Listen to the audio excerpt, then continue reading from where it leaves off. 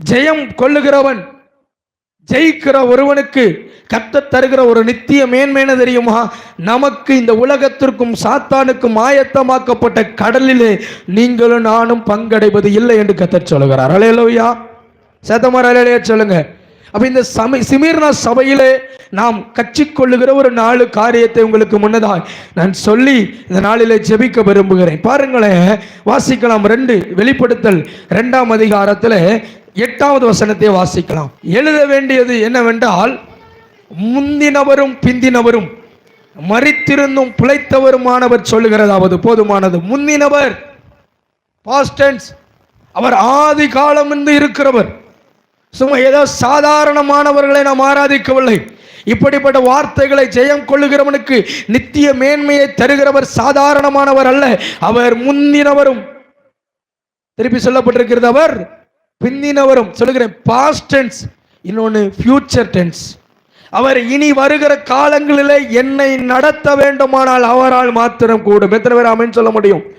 நான் இப்படியா சொல்கிறேன், உலகம் சந்தித்து வருகிற பலவிதமான பிரச்சனைகள், பலவிதமான பாடுகள், உலகம் திகிலறிந்து கொண்டிருக்கிற, ஆங்காங்கே நடந்து கொண்டிருக்கிற விமான விபத்துக்கள், பல காரியங்களிலிருந்து இந்த உலகம் தப்புவித்து கொள்ள வேண்டுமானால், பிந்தினவராகிய கர்த்தரிடத்தில் இந்த உலகம் திரும்புமானால், நான் விசுவாசிக்கிறேன் என் தேவனால் எல்லாவற்றையும் மாற்ற முடியும். பாருங்க, முந்தினவரும் பிந்தினவரும். வாசிக்கலாம். அதற்கு அடுத்தது, மரித்திருந்தும். அவர் என்ன பண்ணாரு? அவர் மரித்திருந்தும் இப்பொழுது என்ன பண்றாரு? Present tense. அவர் இந்த காலத்திலே வாழ்ந்து கொண்டிருக்கிற கர்த்தர். சொல்ல முடியும், அவர் உயிருள்ளவராயிருக்கிறார். எத்தனை பேர் ஆமென் சொல்ல முடியும்? அவர் மரித்து போனவர் அல்ல. இந்த உலகம் சொல்லுகிறது போல 2000 ஆண்டுகளுக்கு முன்னதாய் அவர் பிறந்து மரித்தார் என்கிறவர் அல்ல. இந்த நாள் வரைக்கும் எனக்கும் ஜீவன் தந்து அவரும் ஜீவித்துக் கொண்டிருக்கிற கர்த்தரை ஆராதித்துக் கொண்டிருக்கிறோம். அவர் தான் இரட்சகர் என்பதை ஒரு நாளும் மறந்து போகக்கூடாது. இந்த தேவன் தான் சிமிர்னா சபைக்கு சொல்லுகிறார். வாசிக்கலாம் 9வது வசனம். உன் கிரியைகளையும் உன் உபத்திரவத்தையும் நீ ஐஸ்வர்யம் உள்ளவனாய் இருந்தும் உனக்கிருக்கிற தரித்திரத்தையும் தங்களை யூதர் என்று சொல்லியும் யூதராயிராமல் சாத்தானுடைய கூட்டமாய் இருக்கிறவர்கள் செய்யும் தூஷணத்தையும் அறிந்திருக்கிறேன். என்ன கேட்கிற அன்பான தேவ சபையே, சிமிர்னா சபையின் நிலையை இந்த 9வது வசனம் மிக அழகாய் சொல்லிக் கொடுக்கிறது. முதலாவது, தேவனாய கர்த்தர் சிமினா சபையை பார்த்து சொல்லுகிறார்.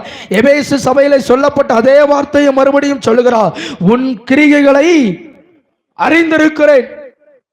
நீ யார் என்பது எனக்கு தெரியும். உன்னுடைய வேலை என்ன என்பது எனக்கு தெரியும். நீ நேற்று இரவு இல்ல கடந்த நாட்களிலே நீ யாராய் ஜீவித்துக் கொண்டிருந்தாய் என்பது எனக்கு தெரியும். உன் கிரிகை, உன் செயல், ஒருவேளை நீ நினைக்கலாம், நான் செய்தது யாருக்கும் அறியாது, நான் வீட்டின் அறையில் அல்லவா செய்து கொண்டிருக்கிறேன், யாரும் அறியார்கள் என்று நினைக்கலாம். ஆனால் ஒன்றை சொல்லுகிறேன், யாரும் அறியாது என்று நினைக்கிற உன்னை ஒருவர் அறிந்து கொண்டிருக்கிறார். அவர் உன்னை பார்த்து கொண்டிருக்கிறார். உன் கிரிகைகளை அவர் குச்சு கவனித்துக் கொண்டிருக்கிறார். நான் சொல்லவில்லை, வேதம் சொல்லுகிறது, 2 மனிதர்கள் பேசிக் கொண்டிருக்கிறதை என் தேவனுடைய சத்தம் கூர்ந்து கவனித்துக் கொண்டிருக்கிறது என்று நீதிமொழிகளில் வசனம் சொல்லப்பட்டிருக்கிறது. என் கிரிகை அவருக்கு தெரியும். ஒருவேளை நான் இதையெல்லாம் செய்தேன், இதையெல்லாம் இப்படியெல்லாம் செய்தேன் என்று ஒருவேளை நீங்கள் தனியாகவே என்னை புரிந்து கொள்ள யாரும் இல்லை, என்னுடைய செயலை அங்கீகரிக்க யாரும் இல்லை, என்னுடைய காரியத்தை விசாரிக்க யாரும் இல்லை. நான் சொல்லுகிறேன், உங்களை கண்டு கொண்டிருக்கிற ஒரு கர்த்தர் உண்டு. அவர் சொல்லுகிறார், உன் கிரிகை முழுவதும் அறிந்திருக்கிறேன். உன் பேச்சு எனக்கு தெரியும், உன்னுடைய சுவாசம் எனக்கு தெரியும், உன்னுடைய சிந்தை எனக்கு தெரியும், நீ வெளியே செய்கிறது என்ன என்பது எனக்கு தெரியும், நீ உள்ளத்திலே சிந்தித்துக் கொண்டிருக்கிறவர் என்ன என்பது எனக்கு தெரியும். உன் கிரிகை முழுவதுமாய் நான் அறிந்திருக்கிறேன். நீ செய்து கொண்டிருக்கிறவைகளை நான் தெரியும். ஆதாமே, நீ உன்னை மறைத்துக் கொண்டிருக்கிறது தெரியும். நான் எபேசு சபையில சொன்னதை போலதான், ஆதாமே நீ எங்கே இருக்கிறாய்? நான் பாவம் செய்தேன் என்று சொல்லி உம்மை பார்க்க முடியாமல் நீ ஒளித்துக் கொண்டிருக்கிற அந்த ஒளிவிடம் எனக்கு தெரியும். தேவனை தேட வேண்டிய, தேவனை ஆராதிக்க வேண்டிய, தேவனுடைய சமூகத்திலே பரிசுத்தத்தை காத்துக்கொள்ள வேண்டிய, பெந்தேகோஸ்தே அனுபவத்திலே தேவனோடு கூட இருக்க வேண்டிய நீ இன்னைக்கு எங்கே இருக்கிறாய் என்பதை நான் அறிந்திருக்கிறேன். ஒருவேளை நீ வேணா சொல்லலாம், நான் எங்க இருக்கிறேன்னு யாருக்கும் தெரியாது. ஒருவேளை சொல்லுவாங்க, செல்போனை ஆஃப் பண்ணிட்டா நெட்வொர்க்ல என்ன யாரும் பண்ண முடியாது. அந்த ஆதி நாட்களிலே நடுக்கடலிலே சீசர்கள் தத்தளித்துக் கொண்டிருந்த பொழுது, எந்த நெட்வொர்க்கும் இல்லாத பொழுது தத்தளித்த இடத்துக்கு வந்தவன் நான் ஆராதிக்கிறேன் என் கர்த்தர். எத்தனை பேர் ஆமென் சொல்ல முடியும்? நான் எங்க இருக்கேன், நான் எந்த இடத்துல எதை பேசிக் கொண்டிருக்கிறேன், யாருக்கு முன்னதா எதை சிந்தித்துக் கொண்டிருக்கிறேன், அவர் நன்கறிந்து வைத்திருக்கிறார். ஒருவேளை என்னுடன் இருக்கிற மனைவியை ஏமாற்றி விடலாம், என்னை பெற்றெடுத்த பெற்றோர்களை ஏமாற்றி விடலாம், எனக்கு உடன் இருக்கிற என்னுடைய சகோதரர்களை ஏமாற்றி விடலாம். ஆனால் என் தேவனை ஒருவனாலும் ஏமாற்ற முடியாது. அல்லேலூயா. அவர் என்னை அறிந்திருக்கிறார். எல்லாரும் பார்க்கிற மாதிரி அவர் என்ன பண்ணல, என்னைய பார்க்கல.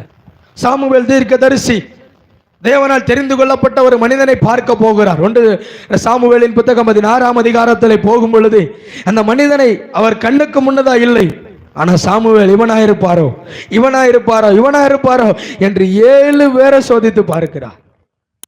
7 பேரை பார்த்தோம், 7 பேரை என்ன இல்லை, அதுக்கு ஃபிட் இல்லை. ஆண்டவர் சொல்றாரு, நீ பார்க்கிற மாதிரி நான் பார்க்க மாட்டேன். உன் முக பார்வை அல்ல என்னுடைய முகம். தீர்க்க தரிசனம் சொல்லப்பட்ட உன் நினைவுகள் என் நினைவுகள் அல்ல. நான் இப்படி வாழ்ந்தா, நான் இப்படி ஜீவிச்சா பரலோகம் போயிடலாம், வாய்ப்பே இல்லை. அவர் நினைவின்படி வாழ்ந்தா பரலோகம் போயிடலாம். அல்லேலூயா. என்னை திருப்திப்படுத்தி, இந்த சரீரத்தை திருப்திப்படுத்தி, இந்த பார்வையை திருப்திப்படுத்தி, இந்த சிந்தையை திருப்திப்படுத்தி, என்னுடைய செயலை திருப்திப்படுத்தி எவன் ஒருவனும் பரலோகம் ஏறவே முடியாது.